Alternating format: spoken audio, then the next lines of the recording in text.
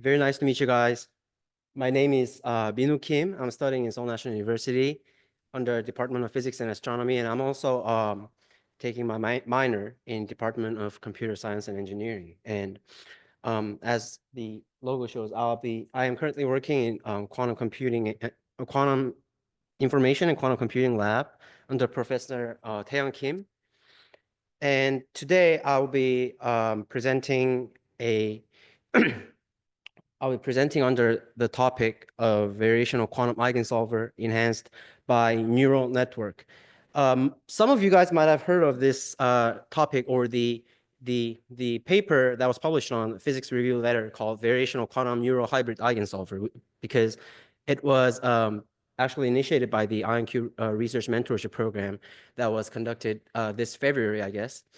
And I guess some of the, I remember some of the participants from QISCA that have participated in this mentorship program with our group in SNU. So I'm very looking forward to give you guys a talk, and I'm very thankful for the opportunity to share my current research on this topic. So here's the brief overview of the presentation. First of all, I'll briefly review the concept of variational quantum eigensolver. I believe this particular topic was actually dealt with in the last seminar, and I don't want to take too much time on reviewing this, so I'll just briefly overview the topics and some techniques that are used in implementing the variational quantum eigensolver. And then I'm going to move on to the variational quantum neural hybrid eigensolver, which was conducted as a research by the Chinese group from Tsinghua University and Tencent Quantum. And I really believe that this particular scheme of incorporating neural network into a variational quantum eigensolver has a lot of potential and might bring some kind of quantum advantage in the near future. And lastly, I'll introduce what I am currently doing with this topic and talk about practical limitations on training the neural network part of the whole algorithm and what this means as we go forward and enhance this particular scheme of incorporating a neural network. So first of all, what is a variational quantum eigensolver? Some of you guys would be very comfortable with this topic. Some of you guys might not have heard of it. And the basic idea is to evaluate the ground state energy of a given Hamiltonian, which is particularly hard to solve classically. By that, I mean to solve with the classical computers using some physical techniques, like some well-known techniques like full configuration interaction and stuff. And to do this, researchers decided to use what is called parameterized quantum circuit, or PQC, to shorten it, to build an ansatz as a quantum state with some parameters, random parameters, and directly evaluate the expectation value with respect to the Hamiltonian that is given. And for the optimization of the parameters, just like classical ones, we use the classical optimizers on the expectation value to optimize the parameters. And this is not only used to evaluate the ground state energy, but it can also be used in a lot of quantum machine learnings. Like if we take the expectation value to be the loss function of certain tasks. And there are a lot of practical usages that is being reported until nowadays. So I want to talk briefly about the optimization techniques and how to actually optimize those parameters. Because since there are quantum circuits, it is not really trivial to obtain the gradients of those. So one way we can take is to use gradient-free optimizations. And this is similar to finite element methods. You don't take direct gradients and you estimate how the parameters are going to move to the infinitesimal variances of the parameters. So you use methods like Cobala that is well developed in classical computers. And also what you can do actually is you can actually evaluate the gradients directly from the quantum circuit. And that particular technique is called the parameter shift rule. So it is stated as below. To obtain a quantum circuit, common sense is that you might need another quantum circuit with different parameters to evaluate the gradient. But the thing is, some researchers have found that you can only use a single circuit to evaluate the gradient. And it is given by the fact that in many cases, if you write the ansatz circuit to be U with theta, it is with its parameters, and B, the observable you want to take the expectation value with respect to, you can, in many cases, write the gradient of it with respect to theta, the parameters, as the linear combinations of the expectation values whose parameters are, whose parameters are shifted but use the same structure of the circuit. So I'll take an example of arbitrary rotation with respect to x. So you can write the ansatz circuit as this one right here with exponentiated form. And if you take the gradient, I mean, if you look at this gate, the u is in front of b and also after b. So the gradient comes out to be the including the commutation of x and b. And to evaluate that, if you put in theta plus pi over 2 and theta plus minus pi over 2, you actually end up with this commutation by subtracting those two terms. So at the end, you end up with the same thing right here, which is the form of gradient, just by adding pi over 2 and subtracting pi over 2 on each circuit and evaluating them. So you just need two different evaluations with different parameter values to get the gradient. And this comes in very handy for arbitrary Pauli rotations, and for some other types of quantum gates. There are, I believe, known forms to obtaining those parameters, those gradients. So that is how you deal with the gradients of the quantum circuit. And let's take a brief look at the optimization. How can one guarantee that this optimization is lower bounded? Well, it is kind of obvious by the fact that the ground state energy is defined by the lowest possible energy that can be measured out of the quantum circuit with respect to the Hamiltonian. So for arbitrary psi, that is a legit, that is a proper quantum state, one can tell that the ground state energy is always lower or equal than the expectation value of the Hamiltonian with respect to that quantum state. And this is called the Rayleigh-Ritz variational principle, but it is nothing really much than the definition of the ground state energy. So the VQ optimization is defined as the problem of finding the psi with parameters theta that yields the minimum value of expectation value. All right, and let's talk about ansatz. I think the presenter from the last seminar have introduced about this ansatz and how one can take various forms of ansatz, but I want to take a little bit more step onto that and introduce what physics-motivated ansatz and hardware-efficient ansatz actually look like. So first of all, physics-motivated ansatz use physical principles to guarantee a ground state. And one of the most used type of ansatz is called the unitary coupled cluster ansatz, or UCC ansatz. And this is very widely used, this and its variants are very widely used in the field of quantum chemistry. So this particular ansatz is very useful when we are dealing with fermionic Hamiltonian. For example, when we are dealing with an Ising model or fermionic Hubbard model, this really comes in handy. And the idea is to start off with the reference state, which can be given by a single Slater determinant in terms of the fermionic system. So you start off with single determinant Hartree-Fock wave function called psi 0, and you apply single and double excitations, which can be written as this one right here. So these terms represent the single excitations, and these terms represent double excitations. And each excitation consists of a dagger on P and A on Q, meaning that the Q site is taken one down and P site is taken, P site is taken one down and Q site is taken one up. So this conserves the overall excitation in some sense and leaves the state as a valid fermionic system.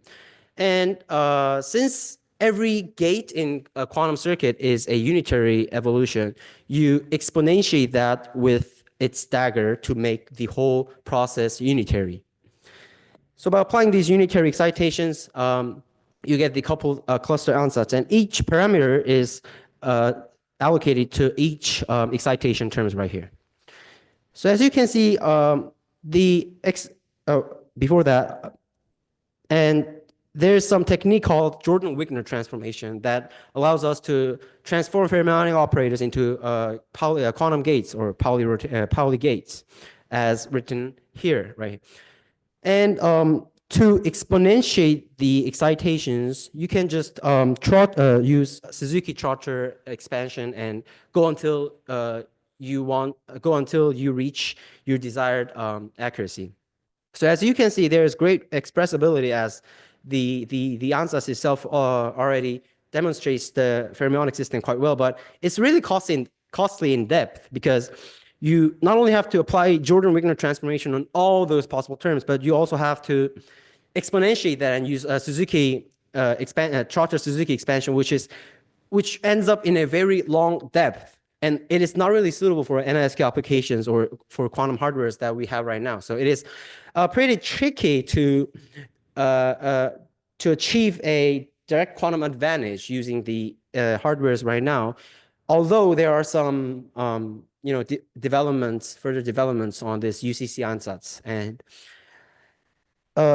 so what researchers have come up with is to just ignore what the Hamiltonian is or what the problem is, and just try to exploit the advantages of quantum circuits, and that is to be able to have superpositions and entanglement. So what you then have is to have as entangled and superpositioned as in general as it can be on a quantum circuit. And to do that, you just have to, put C-naughts and put arbitrary rotations like in order, as shown in right here. So it is aimed to reduce circuit depth and achieve maximum entanglement with limited resources in terms of the circuit depth. And this particular scheme is called a hardware efficient ansatz. And this is what we are interested in right now, as of right now. So clearly the cons they are short in depth, but compared to the UCC ansatz or any other physics motivated ansatz, it lacks in expressibility. So then what people have done is to seek to improve the expressibility of this hardware efficient ansatz by attaching a classical neural network. And that scheme is called a variational quantum neural hybrid eigensolver. So from here, we will stick to the hardware efficient ansatz, and we'll see how neural network does that job of achieving higher accuracy. So before we do anything, we have to think about what the conditions of attaching the neural networks might be. We can't just put any neural network and say it is a quantum network, because if neural network does the job, what does quantum do? We want to keep the quantum to do its role and put neural network to slightly improve the performance. So here are some key requirements. First of all, you do not want to use pre-trained data, or you do not want to use data obtained from classical simulations of that quantum circuits. For example, if you use this circuit, you don't want to put this circuit into QISCA simulator and get that value, put it into neural network and do something. You want to keep that quantum, you want to give that quantum circuit its role and attach a neural network to do a slight role. And the most important thing here is not to use exponential resource in terms of computing resource or time, because you don't want that exponential overhead to get stuck on the neural network while quantum circuit does its job pretty quickly. And also you want to have a well-defined optimization. You don't want that bound that was introduced right here, this bound, variational bound. You don't want to go over that bound and ruin the whole variational optimization. You want to keep that bound. You want to put you want to give neural network as little of a role as it can be. So here's the brief scheme of VQNH. I'll go through each step, and it might be a little tricky to understand, but just you guys don't have to understand the whole thing. Just try to find the intuition under the VQNH scheme. So first part of it is the bare quantum circuit. This one is just identical to any variational quantum eigensolver. So you use hardware efficient ansatz, and for each term in the Hamiltonian, you have to apply transformations into the computational basis. For example, if you have an X term in a Hamiltonian, you want to measure that on computational basis, which is Z basis. So you want to apply a Hadamard gate on that to bring it to the computational basis. And for Y gate, you have to make a pi/2 rotation on x-axis to bring it to the computational basis. This is pretty, trivial if you guys know the VQE by now. And this part makes the VQNH useful. And this concept of star qubit determination is a little bit tricky. So please stick to the presentation from now. For each term in the Hamiltonian, each Pauli term consisting the Hamiltonian, if any of it consists of x or y term in the Pauli string, not I or z, x or y, the qubit corresponding to the first x or y string is called the star qubit. So say, for example, you have I, x, y, I, z. The first non-I or z string is the x that comes in the second index. So the S0 or the star qubit is qubit 1. And here I use the index that is used in QISCA. So the first one is qubit 0. And according to the star qubit, you want to apply additional gates to the measurement circuit or right before the measurement. So for any other qubits than the star qubit that correspond to x or y string, apply a controlled x or y gate to each of them with the star qubit as the control. So if you have any other Pauli letter except for the first one, that is x or y, you want to apply a control gate on that qubit with the star qubit as control. So for example, like here, I say I, x, y, I, z. You have, other than x, you have that y Pauli letter on the third index or qubit 2. So what you want to do is you want to have the qubit 1 or the star qubit as a control, and you want to apply a controlled y on that particular qubit. And the reason to this will be said later, but it is not that important. It just allows us to evaluate the expectation value of that Pauli term efficiently. And for measurement circuit, like I mentioned before, you have to apply the rotations so that you bring those strings into computational basis for measurement. All right, and here comes the neural network. What neural network does is it takes an input of n qubit bit string. So it takes n binary digits out of each measurement of n qubit quantum circuit. So then what it yields is that it outputs a single floating number according to that input string and the parameters of the neural network, which I denoted as phi over here.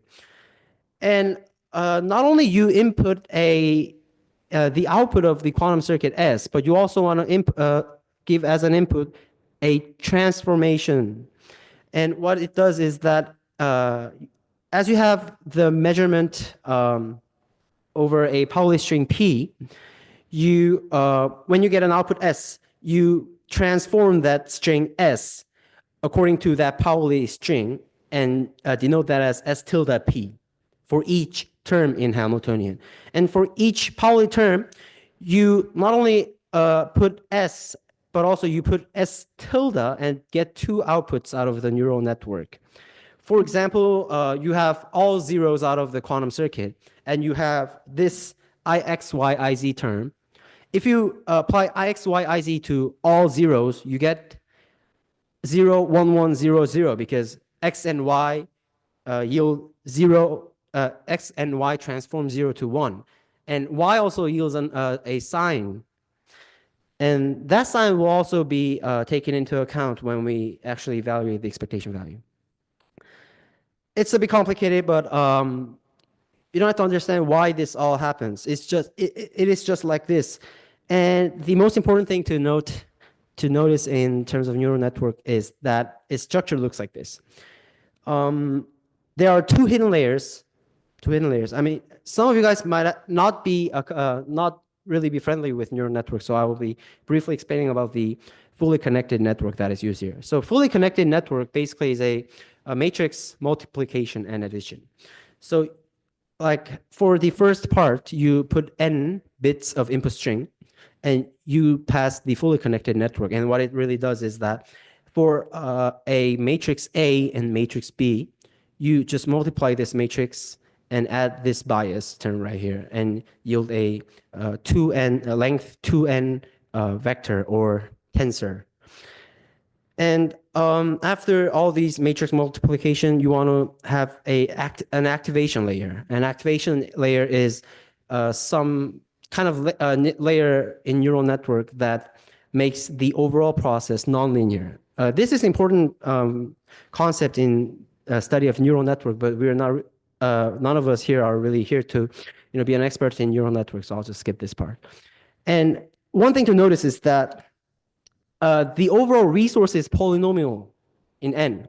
If you see in the fully connected network where all the parameters are at, the matrix includes 2n squared parameters, and the second fully connected network includes 4n squared parameters, I believe. And they're all in polynomial scale of resource. And also in terms of time, you don't have to go all the way exponentially.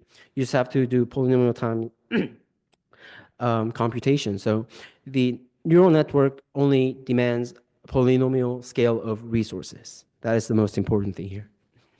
And lastly, for the optimization, the expectation value evaluation, with respect to the Hamiltonian, which can be written as the weighted sum of Pauli strings, you now use this formula of the transformation by neural network.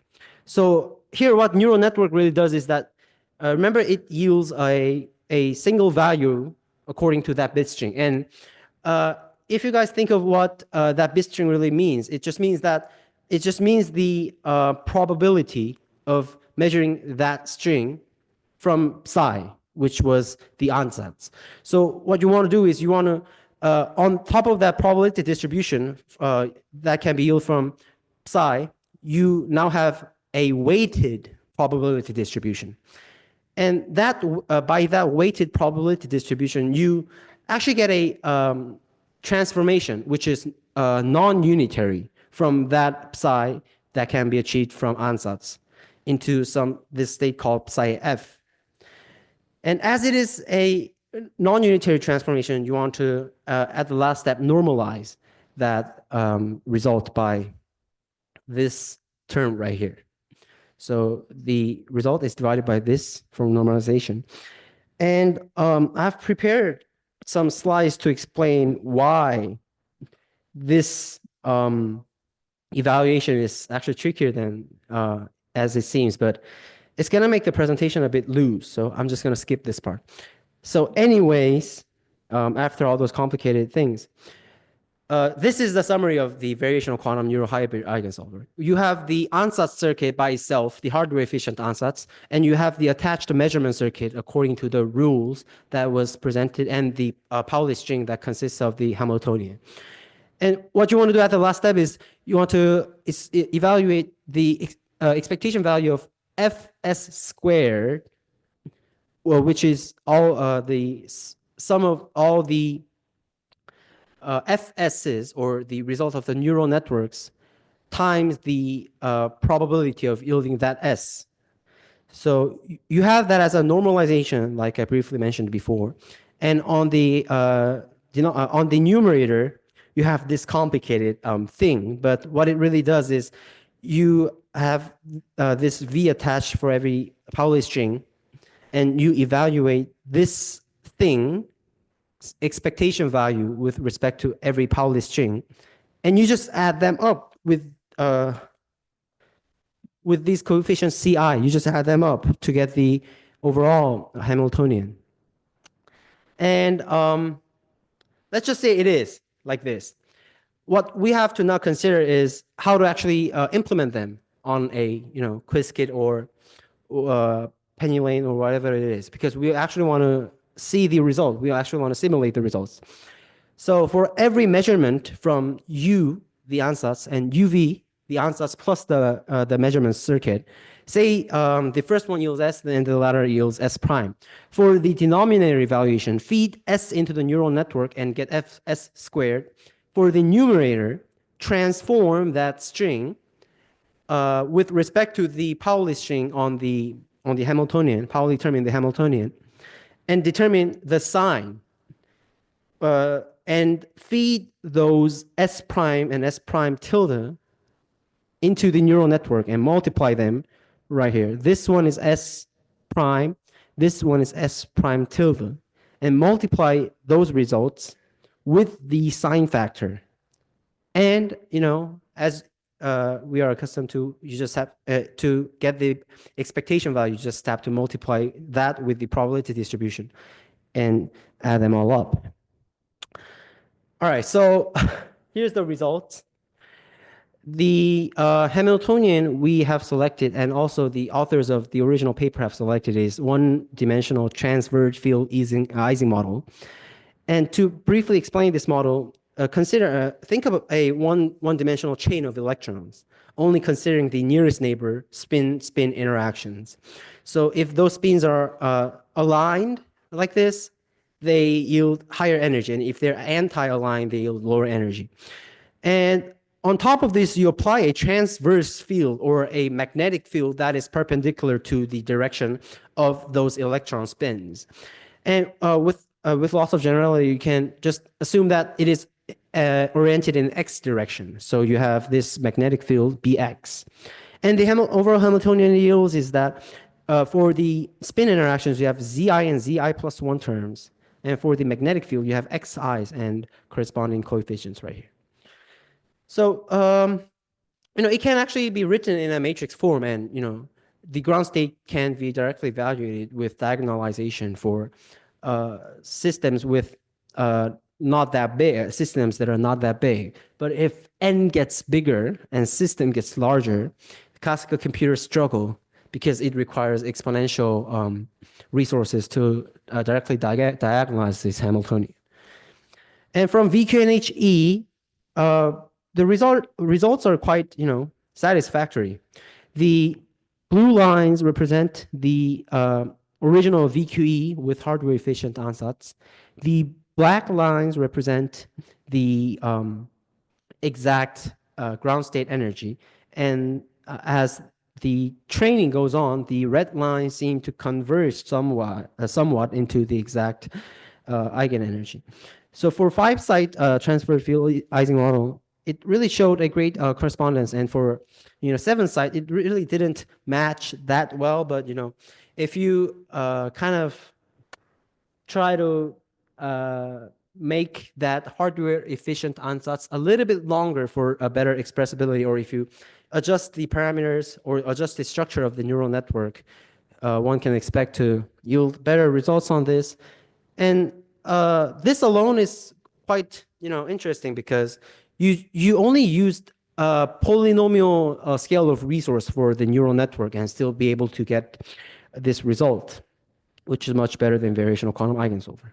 And this is what the authors of the variational quantum neural hybrid eigensolver have shown.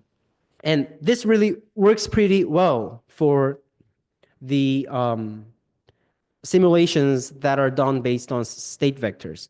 So just to mention, these results are the results that is done with QISCA state vector simulations. But what the authors of VQNHE have failed to address, and what can actually be a real problem, is when we actually evaluate the expectation values on a real quantum hardware. And this is where my personal interests have begun to show. So what actually happens when we train the neural network based on the results from actual quantum hardwares? Before that, we have to think about how many shots do we need in order to show great results like that previously shown. There's no really general agreement on the upper bound of the number of shots required given the number of qubits of that hardware efficient ansatz. In usual, you proceed until you reach the desired standard deviation of the expectation value within a certain precision. And if you consider scaling up the system, scaling up the number of qubits, in order to assert some kind of quantum advantage on that circuit, the number of shots required for an n-qubit system must not really exceed the exponential bound. By that I mean, if it is to assert some kind of quantum advantage over classical algorithms, the number of shots should not exceed the exponential trend, or it should not exceed 2 to the n power. So let's say, it is a quantum algorithm. So let's say the overall number of shots, large n, is less than 2 to the nth. Is there any problem with this? Well, in general variational quantum eigensolvers, where you just have to yield the expectation value, it have not really become a problem. But then if we are thinking about applying a transformation on the bit strings that is given by the neural network, it kind of becomes a problem, because there are 2 to the n possible outcomes in total of bit strings upon measurement. So, if you apply large n measurements, there are at least these amount of bit strings that are missing at the minimum. And where that becomes a problem is the part that you normalize the whole thing. Like I mentioned, the neural network is basically a non-unitary transformations that you put weights on every bit string. And since it is non-unitary, you have to normalize the whole expectation value by this particular value. And this value is given by evaluating the ansatz circuit itself.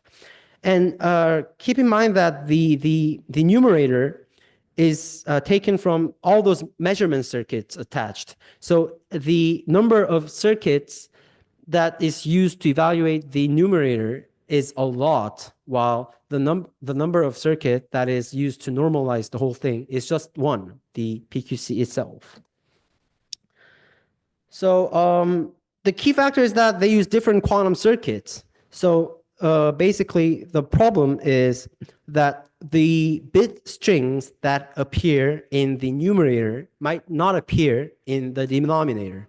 And this really becomes a big problem, because the role of the denominator or the normalization is to keep the neural network's weight to be normalized. But if it fails to catch the bit strings information of the the numerator, it actually fails to normalize the whole process, and the expectation value becomes absurd. So the simplest example might be this. Say because neural network is just designed to lower and lower the expectation value of this Hamiltonian. It can be the case that where if ansatz circuit is missing of any bit string, the neural network yields certain normalized values for the bit strings that are present in the ansatz circuit.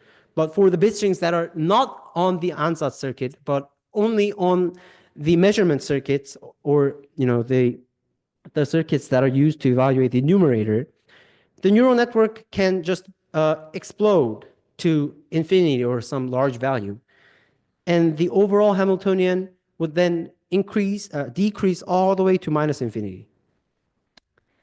Say, for example, you have the ansatz circuit. Say the ansatz circuit yields this nice state of all zeros and all ones added, and you want to say evaluate the expectation value with respect to minus ixii. This is a very simple case, and if you get this result from PQC, following the rules, the measurement circuit has to apply a rotation gate on the second qubit. And oh, sorry, I actually missed something. Say, I'm sorry about this. Say the Hamiltonian is IIIXX, something like that. And the measurement circuit yields this particular value right here. Without any errors, the ansatz circuit would yield that all zeros and all ones only. And the measurement circuit would yield 00011 and 11100s. And if in that case, neural network might just be trained to yield 1 over square root of 2 for the ansatz circuit, and infinity for, or some large value for those two bit strings.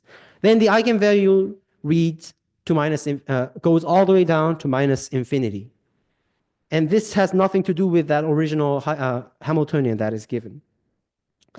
So we actually tried that with the QISCA simulator. In the previous simulation on 7 qubits, we have tried with state vector simulators, which use an exact state vector.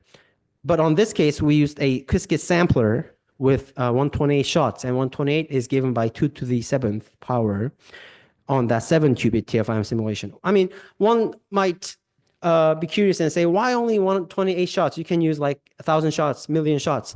But that is not the consideration here. The key point is that this situation is at least possible with limited shots. And if you scale up the system and increase n to be something very large, say you increase n to 20, then you need 2 to the 20th shot at least, and it is over 1 million. So you don't want that to happen, and unfortunately it does right here. So the red lines represent the training curve of the neural network, and as it is shown, the black line, which we want the variational quantum hybrid eigensolvers result to stand above it, but it goes all the way down to 10 to the 19th power. So like I said, in order to prevent such phenomenon, one needs at least 2 to the nth power of shots, because there are 2 to the n possibilities. And what makes the whole situation worse is that the exponential amount of shot is not even enough for this situation. And that is the theoretical bound for that is not actually developed yet. But as we have experimented throughout the large number of qubits, this graph right here shows the number, the portion of bit strings that comes out of ansatz circuit, which is blue, and measurement circuit, which is in red. And it is somewhat obscure here, but clear trend is that the portion of portion of present strings over 2 to the n is decreasing as the number of qubit increases. It means that if you keep increasing the number of qubits, the bit strings that we can put as an input to neural network to normalize it decreases, and we don't want that to happen. We don't not only want to have to increase the number of shots to exponential, but even if we do so, this problem occurs. And the lacking of bit strings disturb the normalization process, which is very critical in these quantum neural hybrid algorithms, not only VQNHE. And there are actually some other algorithms that use this particular scheme of VQNHE, like these articles right here. These are pretty recent articles, and they use this scheme of attaching a neural network on top of the measured bit strings. And I was really curious about why, first of all, the portion decreases, and if it does so, what trend does it follow? So my current research is to determine the law governing the blue line, at least, or the portion of bit strings that appear on the evaluation of variational quantum circuits, and its tendency during the training of a parameterized quantum circuit. If you think about the training process of VQE, you first of all initialize the parameters with random values, and you train them with respect to the loss function. And the landscape over bit strings it shows would not be identical to the landscape that the classical neural network shows. And I'm kind of struggling with this problem, but if I somewhat happen to discover the law governing this problem, one can further determine the number of shots that is at least required to be able to perform this VQNHE scheme in a complete way. And if any of you guys are interested or curious about this part of research, please you know, please contact me through email or whatever.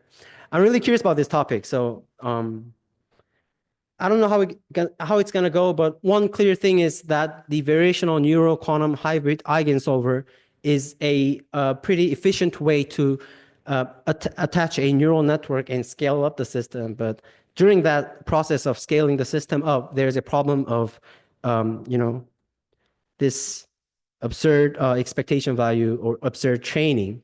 And the reason behind that is that one requires a lots and lots of shots in order to prevent this. And I'm trying to figure out the upper bound of it.